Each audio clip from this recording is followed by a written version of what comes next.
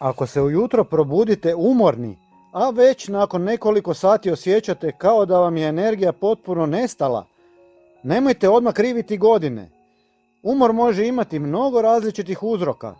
Premalo sna, nedovoljno kretanja, premalo tekućine ili jednostavno loša prehrana mogu ostaviti tijelo bez dovoljno energije. Ali postoji jedna vrlo obična namirnica koju mnogi imaju u kuhinji, a gotovo nitko je ne koristi na ovaj način kada se osjeća iscrpljeno. Riječ je o zobenim pahuljicama. Znam da zvuče potpuno obično, ali upravo je u tome stvar. Zob sadrži složene ugljikohidrate koje tijelo može koristiti kao izvor energije, a uz njih dobivate i vlakna te niz važnih hranjivih tvari.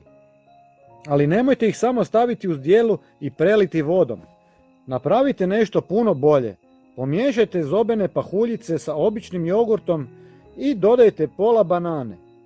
Ako imate bobičasto voće, možete dodati i to. Zašto baš ovakva kombinacija? Zob i banane daju ugljikohidrate, dok jogurt daje proteine. Tako dobivate za sitniji obrok koji ne ovisi samo o jednoj vrsti hranjivih tvari. Proteini su posebno važni u starijoj dobi jer pomažu u očuvanju mišićne mase. A sada dolazi dio koji mnogi zanemaruju. Nemojte ovaj obrok pojesti na brzinu. Dajte tijelu vremena da ga probavi i obratite pažnju na to kako se osjećate na nekoliko sati kasnije. Postoji još jedna stvar koju ne smijete zaboraviti. Voda.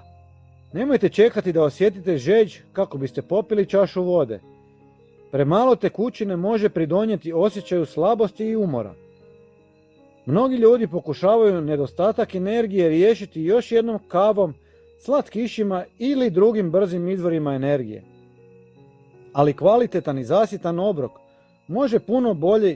može biti puno bolji početak dana. Zato sljedeći put kad se probudite bez energije, nemojte odmah posegnuti za kavom. Probajte napraviti zob na ovaj način i pratite kako se osjećate tijekom dana. I upravo ovdje postoji još jedan zanimljiv detalj. Postoji još jedna jednostavna namirnica koju možete dodati ovom obroku, a može ga učiniti još hranjivijim. To ću vam pokazati u sljedećem videu, zato se svakako pretplatite na kanal.